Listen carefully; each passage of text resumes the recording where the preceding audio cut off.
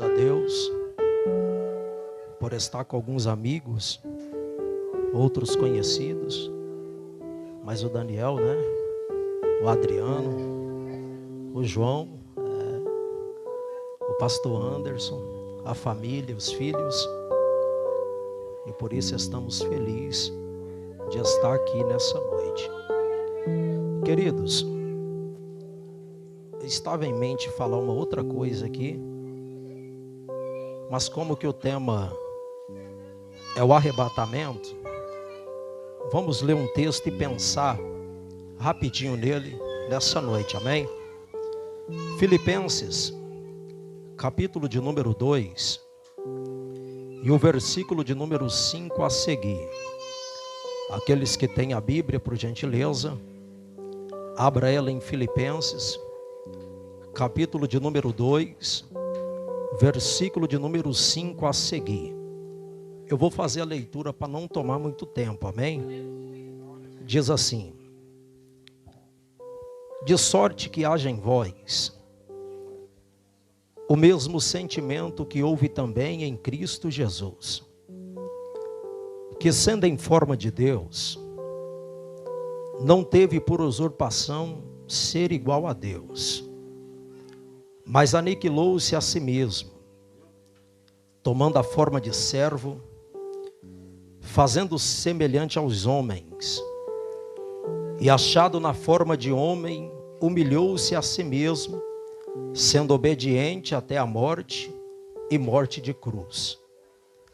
Pelo que também Deus o exaltou soberanamente, e lhe deu um nome, que é sobre todo nome, para que ao nome de Jesus se dobre os joelhos dos que estão no céu, na terra e embaixo da terra, e toda língua confesse que Jesus Cristo é o Senhor, para a glória de Deus Pai. Queridos, acredito que esse texto é do conhecimento da maioria dos que são leitores e amantes da Bíblia, que sempre tem a Bíblia como seu livro mais precioso, vão ter conhecimento desse texto, escrito pelo apóstolo Paulo à igreja aos Filipenses. Esse texto é um dos que muito eu me dedico a respeito dele, pelo fato da profundeza do que Paulo fala a respeito de Cristo. Ele traz o cenário de Cristo totalmente completo nesse texto, e ele vem expondo o que Cristo fez, a necessidade dele em fazer, e o que Deus fez pelo fato dele fazer. O apóstolo Paulo, no versículo de número 5, ele começa apresentando a respeito do sentimento de Cristo. Ele fala dizendo: de sorte que haja em vós o mesmo sentimento que houve também em Cristo Jesus. O versículo de número 6, ele explica o sentimento que ele tinha, apresentando que o sentimento dele era um sentimento de humildade, sendo em Deus ou em forma de Deus. Ele não teve por usurpação ser igual a Deus, mas aniquilou-se a si mesmo. O que é interessante, a citação de Paulo, é que Paulo ele começa apresentando sobre o sentimento de Cristo. Citando sobre o sentimento de Cristo, o apóstolo Paulo apresenta que o sentimento que Cristo tinha nesse texto não é o sentimento que é citado pela maioria de nós, que apresentamos nesse texto como dizendo que o sentimento foi missionário, o sentimento foi de amor, mas na verdade, Paulo está falando simplesmente do sentimento de humildade que teve em Cristo Jesus. Ele está falando desse sentimento, e o versículo 6, versículo 7 e o versículo 8 vai apresentando o que ele faz pelo sentimento que ele tem. Ele aparece com um sentimento de humildade, esse sentimento que faz ele aniquilar de todo o poder que tinha, de toda a glória que tinha, de toda a majestade que tinha. Ele se aniquila disso e vai mostrando que após ele se aniquilar, ele toma forma de homem, forma de servo, é um Deus obediente. Ele se humilhou e a Bíblia diz que ele foi à cruz e morreu a morte de cruz, sendo a morte citada por Moisés, sendo a morte de maldição, maldito aquele que for pendurado no madeiro. O apóstolo Paulo está citando sobre esse sentimento, o sentimento de humildade que Cristo tinha. Quando você estuda os livros da Bíblia, você vai observar que esse é um sentimento muito difícil de se ter em todas as gerações que se viveu. Quando você observa o que disse Salomão no livro de Eclesiastes, ele diz que uma geração vai, a outra geração vem, mas dificilmente você acha esse sentimento de humildade nas gerações que vai e nas gerações que vêm. Mas Jesus, ele possuía esse sentimento, e era um sentimento de humildade. Ezequiel, quando fala sobre esse sentimento, ele apresenta que Satanás não teve esse sentimento de humildade. Ele quer subir, ser semelhante a Deus, porque ele não tinha o sentimento de humildade. Quando você vai no céu, você acha o diabo que não tem o sentimento. Quando você estuda o livro de Gênesis, você vê que o ser humano também não tem esse sentimento de humildade, porque ele é enganado pelo diabo, e o diabo vem na linguagem que ele caiu. A linguagem da queda foi: eu vou ser semelhante a Deus. Quando ele dialoga com Adão, ele diz o quê? Se vocês comerem do fruto, vocês vão ser semelhante a Deus. O sentimento de ser, o sentimento de ser grande, esse sentimento que possui a maioria dos seres humanos, ele não possui o coração do nosso Cristo. Você não acha em Cristo um senso à soberba, você também não acha em Cristo um senso à desumildade, você também não acha em Cristo um pensamento ilusório que ele é, que ele tem e que ele pode, sendo que ele era o próprio Deus. Ele não teve esse sentimento de exaltação. O apóstolo Paulo, ele começa falando sobre o sentimento.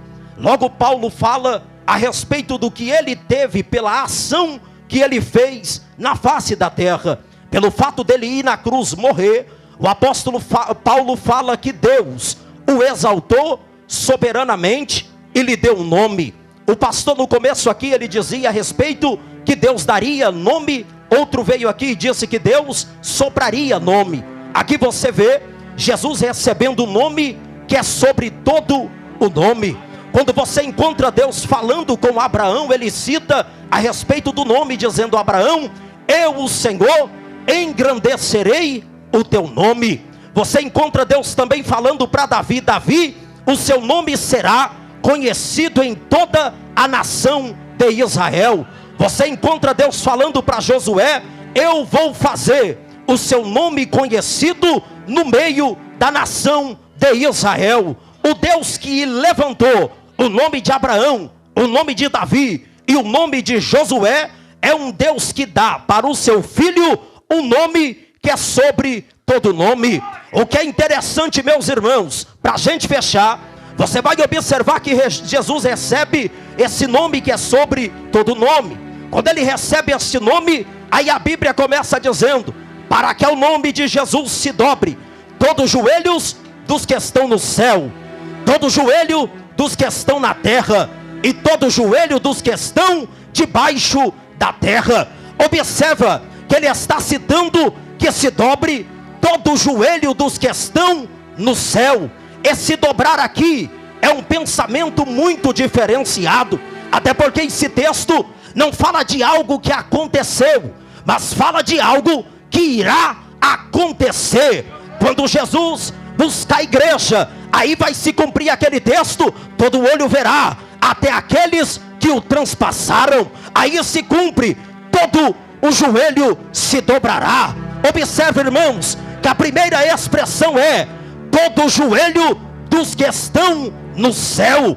Esse dobrar aqui é com satisfação, esse dobrar aqui é com espontaneidade, esse dobrar aqui é com felicidade. O que Paulo está dizendo, que todos os que estão no céu vão se dobrar diante do nome desse grande Deus. Paulo está dizendo que todos os anjos que existem no céu, se você for analisar, A respeito de anjo na Bíblia, você vai observar que a Bíblia apresenta que tem um anjo que é tão grande que um pé dele está na terra e o outro pé está no mar. Esse anjo, que é o anjo grande que existe na Bíblia, naquele dia ele vai ficar pequeno, porque ele vai se dobrar e dizer para o Senhor: digno é o Senhor de receber honra, glória e poder.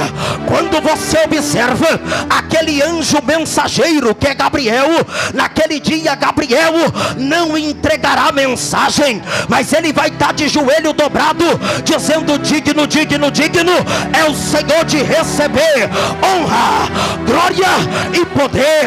Aqueles dois anjos que estão no Éden com a espada desembainhada, naquele dia eles colocam a espada na bainha, chega diante dele, dobra o joelho e diz: digno, digno, digno, digno é o Senhor de receber honra, glória e poder. Aquele anjo que desceu no Egito, meu Deus, matou todos os pequenos que tinham. Naquele dia ele não mata, mas naquele dia ele adora e vai dizer: digno é o Senhor de receber honra, glória e poder. Aquele anjo que foi fazer uma visita para Senaqueribe, naquele dia ele não visita e naquele dia ele não mata, mas ele vai estar no céu dizendo: ele é digno de receber honra, glória e poder. Meus irmãos, todos os anjos que estão no céu se dobram. A Bíblia diz que tem 24 anciãos no céu. Os 24 anciãos, segundo a Bíblia, eles levantam, põem de pé, eles têm coroa na cabeça, eles botam a coroa no chão, olha para o Cordeiro que está sentado no trono e começa a dizer: digno é o Senhor de receber honra, glória e poder. Todos os joelhos dos que estão no céu vão se dobrar diante de Deus. Mas Paulo também diz: todos os joelhos dos que estão na terra. Quando Paulo cita a terra, ele está citando duas classes. Paulo não está dizendo no seu total, mas ele está citando duas classes. Uma classe se dobrará com indignação, com muito furor, olhando para ele dizendo: eu não acredito nele, eu odeio ele, eu não gosto dele. Mas haverá uma igreja que vai se dobrar dizendo: ele é o meu Senhor, ele é o meu Deus. Naquele dia não vai sobrar para ninguém da terra. Naquele dia não tem para prefeito. Todo prefeito vai chegar diante dele e dizer: ele é digno de receber honra e glória e poder.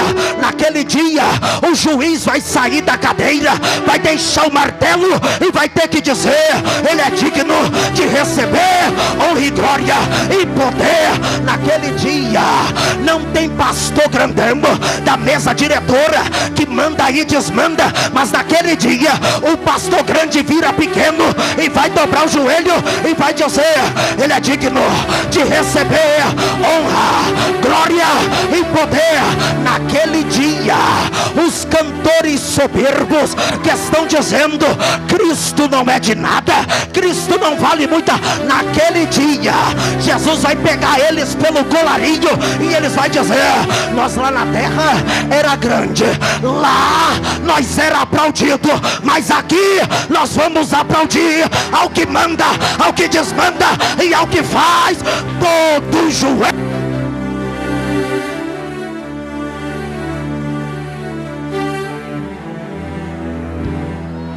Aleluia.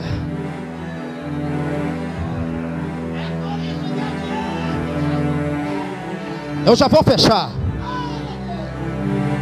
Naquele dia não tem para pregador.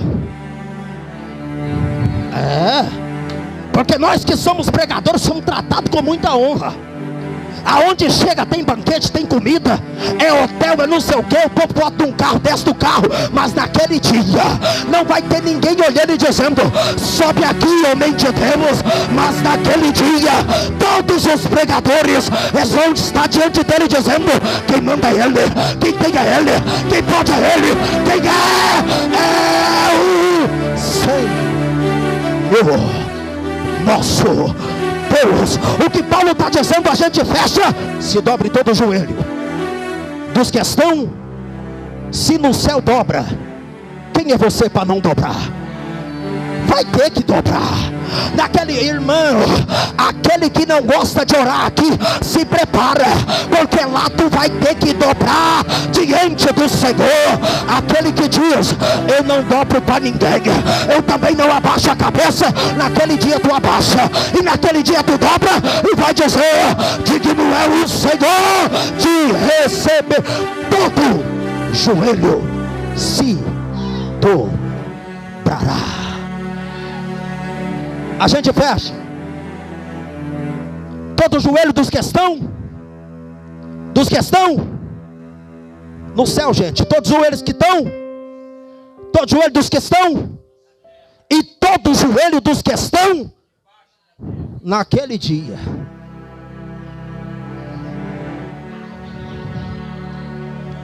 Aquele que a Bíblia diz que o nome dele é Satanás, o querubim ungido, conhecido como Abaddon, Apolião, Diabo, Beelzebul, aquele que é conhecido como antiga serpente, aquele que a Bíblia cita que ele é o tentador dos nossos irmãos. Naquele dia, como que ele já ensaiou muito bonito na terra, porque ele veio no corpo do gadareno, e a Bíblia diz que ele chegou no corpo do gadareno dobrando, dizendo: o Senhor o Senhor manda. Ele já sabe como é que é. Naquele dia não tem para Satanás, naquele dia ele não tenta, naquele dia ele não perturba, mas naquele dia Satanás vai dobrar o joelho, totalmente derrotado, totalmente condenado, e com um lago de fogo preparado, e ele vai dizer: eu não queria confessar, eu dizia que tu não era, eu entrava nas mentes e dizia: ele não é Deus nada, larga dele. Mas naquele dia o diabo que tentou, que foi contra ele, ele vai se dobrar dizendo: ele é digno de receber honra, glória e poder. Shabarakarta barácia. Meu irmão, nós estamos virando, melhorando. Nós não estamos dizendo a política é grande, nós também não estamos rodeados de cantores famosos, mas nós estamos professando que Cristo é poderoso, grande, excelso, magnânimo e digno de receber toda a adoração.